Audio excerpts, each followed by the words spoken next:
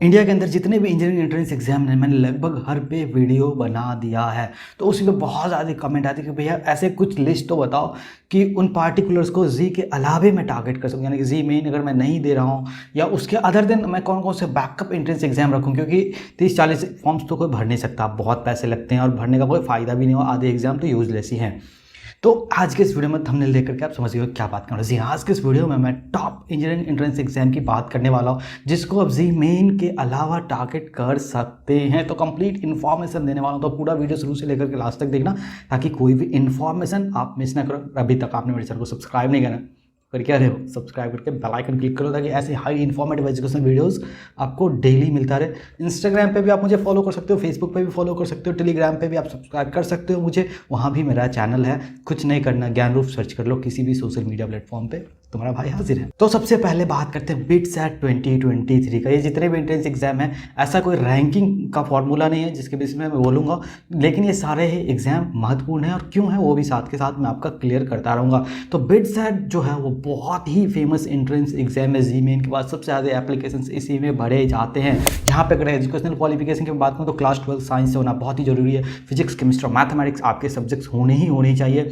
Minimum 75% aggregate marks आपके हैं तभी जाकर के आप एलिजिबल है। वहीं पे फिजिक्स, केमिस्ट्री और मैथ में 60% इंडिविजुअली भी होना बहुत ज़रूरी है। अगर आप एपरिंग कैंडिडेट यानी कि क्लास 12 का एग्जाम अभी आप करने को इस बार आप दे रहे हैं तो भी आप फॉर्म फिल कर सकते हैं, लेकिन अगर आप फर्स्ट ड्रॉपर हैं तो भी आप फॉर्म को फिल कर सकते हैं। इसके अलावा कोई इस फॉर्म को नहीं फिल कर सकता है। एक बात और क्लियर कर दूं कि एडिशनल क्वालिफिकेशन में क्या है कि adequate proficiency in English must है। अमीरों का कॉलेज है भैया, इंडिया के सारे अमीर यहीं पढ़ते हैं। अगर मैं बात करूँ ना कि 25-30 लाख रुपए आपके लिए कोई मायने नहीं रखता लर्निंग के आगे, तो आईआईटी भी पानी मांग दे बिट्स पिलानी कैंपस के आगे, इतना ज़बरदस्त है ये। अगर बात करें एप्लीकेशन फ़ी का तो 3400 रुपये मेल कैंडिडेट को लगने वाला है और 2900 रुपये जो फीमेल कैंडिडेट को लगने वाला, जिसको आप ऑनलाइन पे कर सकते हैं यूपीआई के थ्रू, फोन पे वगैरह वॉलेट के साथ कर सकते हैं, नेट बैंकिंग के थ्रू कर सकते हैं, एटीएम से कर सकते हैं, क्रेडिट कार्ड से कर सकते हैं। तो ऑनलाइन के जितने भी मोड्स हैं उसके थ्रू आप कर सकते हैं। टोटल कैंपस की मैं बात करूँ तो बिट्स के 3 कैंपस हैं। एक तो हो गया बिट्स पिलानी जो इनका मेन कैंपस है, दूसरा हो गया बिट्स गोवा कैंपस और तीसरा हो गया bits Hyderabad campus. Bits Goa campus है वो के बिरला गोवा कैंपस के नाम से भी जाना जाता है। अगर मैं बात करूँ टोटल फ़ी का ना तो तकरीबन 24 लाख रुपए तक का आपका खर्चा यहाँ पे आने वाला है। वहीं पे प्लेसमेंट्स की बात करूँ तो 16 से लेकर के 18 लाख रुपए तक का एवरेज पैकेज यहाँ पे जो है वो जाता ही जाता है। कॉलेज ने यार ज़बरदस्त कॉलेज है ये। मैं आपको स्टार्टिंग में बता चुका ना कि अगर पैसे मायने नहीं रखता लर्निंग के आगे में तो इससे बेहतर कॉलेज नहीं मिलने वाला आपको इंडिया में बीटेक के लिए। कुछ पॉजिटिव पॉइंट्स की अगर मैं बात करूँ ना तो प्लेसमेंट गजब का यहाँ पे, मतलब आईआईटी की टक्कर के बराबर के प्लेसमेंट्स यहाँ पे आपको देखने को मिल जाता। अलुमनाई नेटवर्क ना बहुत स्ट्रॉन्ग है इसका यार। अगर मैं बात करूँ ना कॉलेज लाइफ का तो ग्रेट कॉलेज लाइफ है इंडिया में। कॉलेज लाइफ के अगर मैं बीटेक कोर्स की बात करें ना, पार्टिकुलर बीटेक कोर्स में तो कोई टक्कर नहीं दे सकता बिट्स को। वहीं पर अगर मैं बात करूँ रेपुटेशन का तो इंडिया हो या अब्रॉड कहीं भी बिट्स की ज़बरदस्त रेपुटेशन है। ऐसा नहीं है कि आपको समझाना पड़ेगा कि आप किस कॉलेज से, बिट नाम ही काफ़ी है इसका, बहुत ही तगड़ा कॉलेज है ये। कौन की मैं बात करूँ तो मैं आपको बता ही चुका हूँ कि इसका फ़ी बहुत ही ज़्यादा हाई है। तब तो आपको और ज़्यादा हाई लगेगा जब आप लोअर मिडिल क्लास या मिडिल क्लास के स्टूडेंट हैं तो आपको बहुत ज़्यादा फी लगेगा। वैसे 25 लाख रुपये तक का खर्चा बहुत ज़्यादा बैठता है और ये हर साल इंक्रीज़ भी होता रहता है। तो ये भी एक मेरे को अपने आप में डिमेरिट लगता रहता है उन स्टूडेंट्स के लिए जो फिनेंशियली अच्छे नहीं हैं। अगर आप बात करें ना आरओआई के मामले में तो मिडिल क्लास स्टूडेंट्स अगर आप हैं ना तो आरओआई आपको उतना नज़र नहीं आएगा शॉर्ट टर्म में। लॉन्ग टर्म में बहुत ज़बरदस्त आरओआई आपको देखने को मिलेगा। अगर मैं बात करूँ मेन स्ट्रीम का तो यहाँ पे ना बिट्स पिलानी ही इनका मेन स्ट्रीम है, मतलब सबसे पॉपुलर और मेन कैंपस ही वही है। उसके अलावा तो बस सब नाम ही चल रहा है। बाकी अच्छे सारे कॉलेजेस हैं अगर बाकियों से कंपेयर करें तो, लेकिन जिस लेवल का बिट्स पिलानी है, बिट्स गोवा और बिट्स हैदराबाद उसके आसपास भी नहीं है, ये मैं क्लियरली आपको बोल सकता हूँ। जब मैं बात करूँ इस फॉर्म के एप्लीकेशन का तो इसका जो एप्लीकेशन है 2nd वीक ऑफ मार्च 2023 में आने के चांसेस है। ये भी टेंटेटिव है लेकिन प्रोबेबली आ जाने चाहिए तब तक। नेक्स्ट है Manipal MET, Manipal entrance test 2023। ये भी काफ़ी पॉपुलर कॉलेज है मणिपाल का। यहाँ पर अगर मैं बात करूँ एंट्रेंस एग्जाम के लिए एलिजिबिलिटी की तो आपका क्लास 12 होना मस्ट है। मैथमेटिक्स, फिजिक्स और इंग्लिश आपके कंपलसरी सब्जेक्ट्स होने चाहिए। मिनिमम 50% मार्क्स जो हैं वो होने चाहिए आपके मैथमेटिक्स, फिजिक्स और एक जो भी ऑप्शनल सब्जेक्ट है, चाहे केमिस्ट्री है, बायोटेक्नोलॉजी है, बायोलॉजी है या कोई भी टेक्निकल वोकेशनल कोर्स है, तो मिनिमम 50% मार्क्स होने चाहिए इन तीनों में। वहीं पे बात करें एपरिंग कैंडिडेट का तो आप अप्लाई कर सकते हैं। एप्लीकेशन फ़ी की अगर मैं बात करूँ इसके मणिपाल की तो 600 रुपये का एप्लीकेशन फ़ी लगने वाला और एंट्रेंस फीस जो है आपको अलग से 1400 रुपये का देना पड़ेगा। इनके टोटल 2000 रुपये का इसका है। अपना आप देख लो कैसे आपको पे करना है, लेकिन पेमेंट जो है वो ऑनलाइन ही करना पड़ेगा। फीस काफ़ी महंगे होते जा रहे हैं एप्लीकेशंस का भी, अगर आप पिछले 2-3-4 सालों का ट्रेंड देखें तो। वैसे तो मणिपाल के टोटल 7 कैंपसेज हैं, लेकिन MIT मणिपाल जो है ना, मणिपाल इंस्टीट्यूट ऑफ टेक्नोलॉजी, इसका मेन कैंपस है, one of the most popular Manipal campus में से आता है, नंबर 1 वही मणिपाल का कैंपस है। और उसके अलावा अगर पॉपुलरिटी की बात करें तो आजकल जो है मणिपाल जयपुर भी काफ़ी ज़्यादा पॉपुलर हो रहा है। तो ये आपको ध्यान रखना है कि इसका मेन कैंपस है वो मणिपाल में ही है। फीस की मैं बात करूँ तो यहाँ पे आपको 25 लाख रुपये तक का आपका खर्चा आ सकता है। प्लेसमेंट्स की बात करूँ तो उतना अच्छा प्लेसमेंट फीस के हिसाब से देखने को नहीं मिलता है, तब जब आप एक बार बिट्स का डेटा देखते हैं, दूसरी बार मणिपाल का डेटा देखते हैं, तो क्योंकि 8 से 9 लाख रुपए तक का एवरेज यहाँ पे निकल के आता है। और यहाँ पे अगर मैं बात करूँ पॉजिटिव पॉइंट्स का तो प्लेसमेंट गुड है। वहीं पर अगर मैं बात करूँ तब बहुत ही ज़बरदस्त प्लेसमेंट है जब आप CSE जैसे ब्रांच से आते हैं। तो अलुमनाई नेटवर्क इसका भी काफ़ी अच्छा है, काफ़ी स्ट्रॉन्ग है। कॉलेज लाइफ बहुत ही ज़बरदस्त यहाँ पे भी आपको देखने को मिलेगा। रेपुटेशन भी इसकी गजब की है, इंडिया और इंडिया के बाहर भी काफ़ी अच्छी रेपुटेशन होल्ड करती है मणिपाल, लेकिन उसका सिर्फ MIT वाला जो कैंपस है वही। यहाँ पे बात करूँ कॉन्स का तो फीस बहुत ही ज़्यादा है, उस हिसाब से ROI जो है बहुत ही लो मिलता है फीस के कंपैरिजन में देखें तो। लेकिन इसका मतलब ये नहीं कि बहुत ही बेकार कॉलेज, ये सब इंडिया के टॉप कॉलेजेस में आते हैं, बेकार तो अभी आपने देखा ही नहीं इसका मतलब। वहीं पे अगर मैं बात करूँ मेन कैंपस का तो ऑलरेडी बता चुका हूँ कि आपका टारगेट होना चाहिए कि मेरे को MIT मणिपाल ही मिले। इसके अगर मैं बात करूँ डेट का ना, तो इसका जो एप्लीकेशन है वो 5 अक्टूबर 2022 से स्टार्ट हो चुका है, तो आप जाकर के अप्लाई कर सकते हो। वहीं पर अगर मैं बात करूँ नेक्स्ट का तो वह है VIT वेल्लोर का VIT-EEE। अगर मैं बात करूँ इसके बारे में तो क्लास 12 होना मस्ट है आपका। फिजिक्स, केमिस्ट्री, मैथ या बायो आपके सब्जेक्ट्स हैं तो आप अप्लाई कर सकते हैं। हालांकि मैं जितने एंट्रेंस एग्जाम बता रहा हूँ इसके सब सारी पैटर्न हो गया, प्रिपरेशन स्ट्रैटेजी हो गया, कट ऑफ हो गया, फ़ी हो गया, सारे डिटेल्स जो है, सिलेबस हो गया, ये सबके वीडियोज़ इंडिविजुअली हैं, तो चैनल पर जाकर के आप वो भी देख सकते हैं। अगर यहाँ पे क्वालिफाइंग मार्क्स की अगर मैं बात करूँ तो minimum aggregate physics, chemistry, math या फिजिक्स, केमिस्ट्री, बायोलॉजी में 55% होनी चाहिए। वहीं पर अगर आप रिजर्व कैटेगरी से आते हैं, यानी कि SC कैटेगरी से आते हैं, ST कैटेगरी से आते हैं, जम्मू कश्मीर या लद्दाख से आते हैं या नॉर्थ ईस्टर्न स्टेट से आते हैं आप, तो 45% मार्क्स हैं तो भी आप एलिजिबल हैं। अगर आप पेयरिंग कैंडिडेट हैं तो भी आप अप्लाई कर सकते हैं। एप्लीकेशन फ़ी की मैं बात करूँ तो 1250 रुपये का फ़ी लगने वाला है, जिसको आप ऑनलाइन पे कर सकते हैं। VIT के बारे में बोलूँ तो यहाँ भी इसके टोटल 4 कैंपस है, VIT वेल्लोर, चेन्नई, भोपाल और अमरावती आंध्र प्रदेश का जो कैंपस है। इसमें मेन कैंपस जो है इसका वेल्लोर कैंपस है, आपको इसी को सिर्फ टारगेट करना चाहिए। फ़ी की मैं बात करूँ तो एक सबसे बड़ी यहाँ पे क्या नहीं यार, कैटेगरी फ़ी सिस्टम। यहाँ पे अलग अलग कैटेगरी में आपको सेम ब्रांच तो दिया जाएगा, लेकिन आपका रैंक ज़्यादा है ना तो दूसरे कैटेगरी में चले जाएगा, तीसरे में, चौथे में, और वहाँ पे सेम ब्रांच के लिए मान लो कंप्यूटर साइंस के लिए वहाँ पे आपका फ़ी ज़्यादा हो जाएगा। ये मेरे को बिल्कुल भी अच्छा नहीं लगता।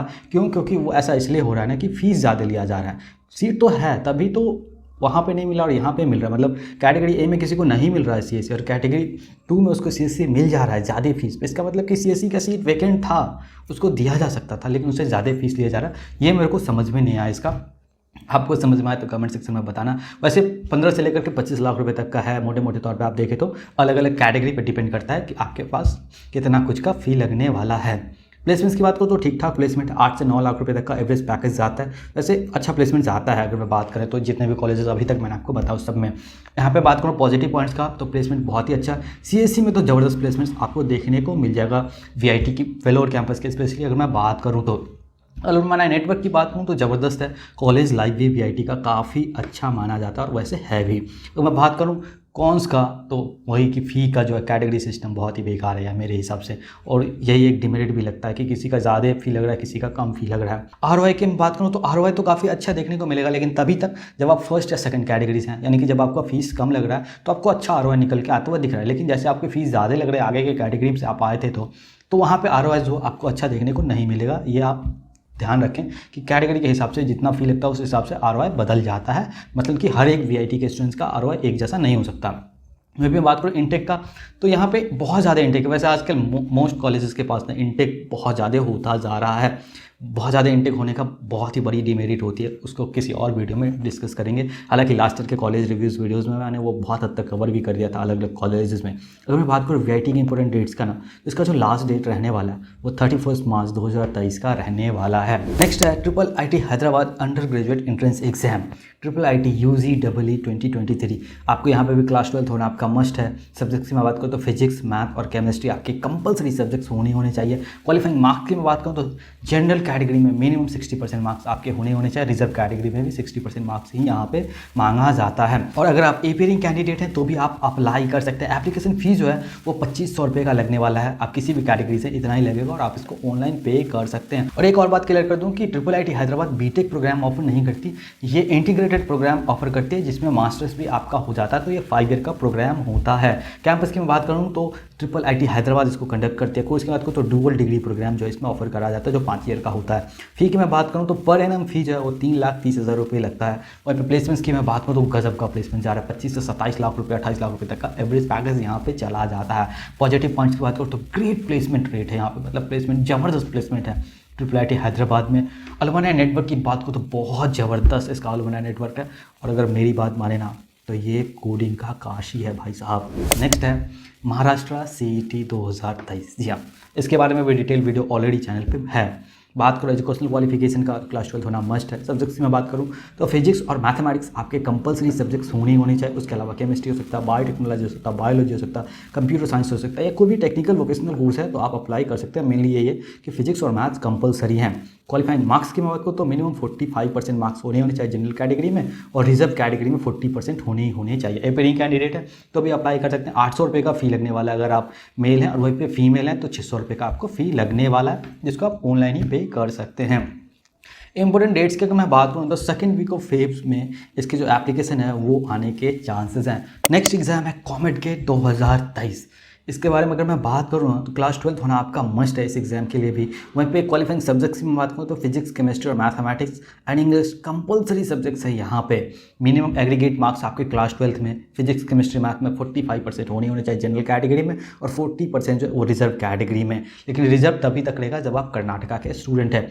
अगर आप एपीयरिंग कैंडिडेट है तो भी अप्लाई कर सकते हैं, लेकिन फी जो आपको 1500 रुपये का पे करना पड़ेगा, उसको भी आप ऑनलाइन ही पे कर सकते हैं। और एक बात जो मैं बहुत ज़्यादा देख रहा हूँ मार्केट में भी फैला, और मेरे जो कॉमेडी के वीडियोज़ हैं उस पर भी कमेंट मारे हैं कि भैया कॉमेड के 2023 के लिए जो है स्क्रैप कर दिया गया है या मर्ज कर दिया गया है KCET का, जो कर्नाटका कॉमन एंट्रेंस टेस्ट के साथ। तो अभी तक इसका कोई ऑफिशियली नोटिफिकेशन नहीं आया है। कई सारे न्यूज़ चैनल्स ने इसको छापे जरूर है, जिसमें से मेन जो सबसे पहले छापा था नेशनल हेराल्ड ने इसको छापा था, लेकिन कोई ऐसा स्टेटमेंट मेरे को कहीं और दिखाने मैंने बहुत छान मारा, और ऑफिशियली भी ऑफिशियल वेबसाइट पे ऐसा कोई नोटिफिकेशन नहीं है कि इसको या तो ख़त्म किया गया है या इसको मर्ज किया गया है। ऐसा कोई नोटिफिकेशन अभी तक नहीं है। तो अभी तक तो ऐसा ही है कि ये एक्सेप्टेड है, आप इस तरीके से समझो। और कॉमेड के एग्जाम इसलिए भी इंपॉर्टेंट हो जाता है खास करके उन लोगों के लिए जो कर्नाटका से बाहर के हैं, उनके लिए इसलिए इंपॉर्टेंट हो जाता है कि आप इसके थ्रू यहाँ के डिसेंट कॉलेजेस में एडमिशन पा सकते हैं, डिसेंट प्राइवेट कॉलेजेस में आप एडमिशन पा सकते हैं, जहाँ पे अगर आप CSE, ECE या IT के ब्रांच लेते हैं तो आप काफ़ी अच्छा करेंगे अपने करियर में, रादर कि आप किसी दूसरे कॉलेज में किसी भी लो ब्रांच में चले जाएंगे। तो इसलिए ये बहुत ही इंपॉर्टेंट हो जाता है, खास करके अगर आप बेंगलुरु जैसे शहर के किसी कॉलेज में लेते हैं एडमिशन, CSE, IT या ECE लेते हैं ना, तो IT होने का बहुत बड़ा फ़ायदा मिलेगा आपको कि आप बैंगलोर में पढ़ रहे हैं, तो इसका आपको एडवांटेज तो मिलेगा ही मिलेगा। इसलिए भी इस एग्ज़ाम को बहुत ही खास बना दिया जाता है। नेक्स्ट है आप सबका favourite entrance exam, West Bengal joint engineering entrance exam WBG 2023। अगर मैं बात करूँ यहाँ पे तो क्लास 12 होना मस्ट है। सब्जेक्ट्स की मैं बात करूँ तो फिजिक्स, मैथमेटिक्स जो आपके कंपलसरी सब्जेक्ट्स हैं, उसके अलावा केमिस्ट्री, बायोलॉजी, बायोटेक्नोलॉजी जैसे सब्जेक्ट्स हैं तो भी आप अप्लाई कर सकते हैं। क्वालिफाइंग मार्क्स की मैं बात करूँ तो 45% मार्क्स चाहिए जनरल कैटेगरी में, और 40% मार्क्स चाहिए रिजर्व कैटेगरी में, SC, ST या OBC कैटेगरी से आते हैं। तो वहीं पर अगर आप एपीयरिंग कैंडिडेट है तो भी आप अप्लाई कर सकते हैं। एप्लीकेशन फ़ी की अगर मैं बात करूँ तो 500 रुपये लगने वाला है जनरल कैटेगरी में, और 400 रुपये का जो फी लगने वाला वो रिजर्व कैटेगरी में लगने वाला है। इसके भी डिटेल सिलेबस, प्रिपरेशन स्ट्रैटेजी, जो नई एग्जाम पैटर्न है उस सब की वीडियोस है वो चैनल पे है, तो जाकर के चेकआउट कर लेना। नेक्स्ट जिसकी मैं बात करने वाला हूँ, इसको अगर मैं छोड़ देता तो आप सब लोग बहुत कमेंट करते हैं कि भैया इसको क्यों छोड़ दिया, ये बहुत ही ज़्यादा पॉपुलर है। जी पॉपुलर तो है, इसमें कोई दो राय नहीं है। जी हाँ, मैं बात करने जा रहा हूँ SRM JEE 2023 एग्जाम का। इसके लिए आपका क्लास 12 मस्ट है। आप PCM या PCB ग्रुप से हैं तो आप अप्लाई कर सकते हैं। आपको जो फी है वो 1200 रुपये का यहाँ पे लगने वाला है। एपीयरिंग कैंडिडेट हैं तो भी अप्लाई कर सकते हैं। मैं यहाँ पे SRM को शामिल तो कर रहा हूँ, लेकिन मैं आपको ये कभी सजेस्ट नहीं कर रहा कि आप जो है अपना टारगेट ये SRM बना लो। ये कॉलेज जो है ना आपके, वो कहते हैं ना कि डूबते को तिनके का सहारा, तो वही सहारा आपका ये होना चाहिए। जब आपके पास कोई ऑप्शंस नहीं बचे ना, तब आप जो है SRM एडमिशन ले सकते हैं। लेकिन तभी भी आपको ये ध्यान रखना है कि आपको CSC, IT और ECE ब्रांच ही चूज़ करना है, इसके अलावा नहीं चूज़ करना है। नेक्स्ट मैं बात करने वाला हूँ KIIT EE 2023 का। इसका भी डिटेल्ड वीडियो ऑलरेडी है। क्लास 12 यहाँ भी चाहिए। फिजिक्स, केमिस्ट्री, मैथ आपके सब्जेक्ट्स होनी चाहिए। मार्क्स की बात करो तो minimum 60% aggregate marks physics, chemistry और मैथ में आपको चाहिए। यहाँ पे एप्लीकेशन फ़ी कुछ भी नहीं लगता है, ये बहुत ही बड़ी बात है। तो आप ज़रूर से ज़रूर अप्लाई करो और एग्ज़ाम भी देना, ताकि आपका बैकअप वाला जो है वो काफ़ी ज़्यादा स्ट्रॉन्ग रहे वो portion.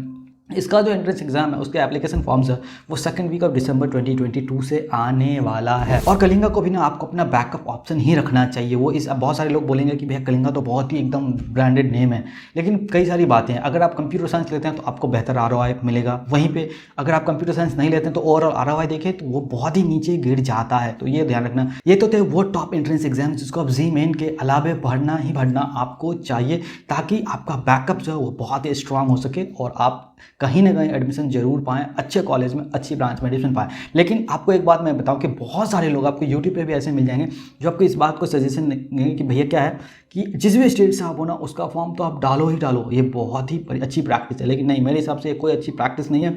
Most of the state entrance exams जो हैं उसके थ्रू अच्छे कॉलेजेस ही नहीं आते हैं। अगर मैं आपको एग्जाम्पल से समझाता हूँ, जैसे वेस्ट बंगाल का ले लेते हैं, जादवपुर यहाँ पे है, वहीं पे बाकी कॉलेज ढूंढना पड़ेगा आपको नीचे की कहाँ पे था भैया। इतना गैप है कॉलेज की अगर मैं बात करूँ परफॉर्मेंस में तो। लेकिन क्या है कि कितने % लोगों को जादवपुर मिल सकता है अगर वो वेस्ट बंगाल के नहीं है तो। ये मैंने अपने जादवपुर वाले वीडियो में या जो वेस्ट बंगाल का एंट्रेंस एग्जाम वाले वीडियो उसमें क्लियर करो, बहुत ही कम रेयरली मिलेगा। और सबसे बड़ी बात क्या होती है कि डाइवर्सिफिकेशन इस वजह से गिर जाता है। क्यों? क्योंकि बहुत ज़्यादा सीट तो सेम स्टेट के स्टूडेंट्स के लिए जिनके पास डोमिसाइल है उनके लिए जो है रिजर्व कर दिया जाता है। तो मान लो कि एक बंदा जो है जादवपुर में लखनऊ से आ रहा है, उसको तो ठीक ठाक डाइवर्सिफिकेशन दिख जाएगा, उसके लिए एक नया कल्चर होगा, एक नई जगह होगा, काफ़ी कुछ सीखने को मिलेगा। लेकिन आपका क्या, आप तो लोकल को वोकल के हुए वहाँ पे बैठे रहेंगे। तो इंजीनियरिंग में डाइवर्सिफिकेशन भी बहुत ज़्यादा ज़रूरी है, ये बात आप हमेशा ध्यान रखो। और किसी एक कॉलेज के भरोसे आप नहीं बैठ सकते हैं कि अगर मैं वेस्ट बंगाल का फॉर्म भर रहा हूँ तो आपके पास एक ही अच्छा ऑप्शन जो मेरे को नज़र आता है वो जादवपुर ही आता है, उसके अलावा तो कोई अच्छा ऑप्शन नज़र नहीं आता। क्योंकि जिस हिसाब के मार्केट की डिमांड है, जिस हिसाब के प्रोडक्ट की डिमांड है मार्केट में, वैसा वो दे नहीं पाते हैं।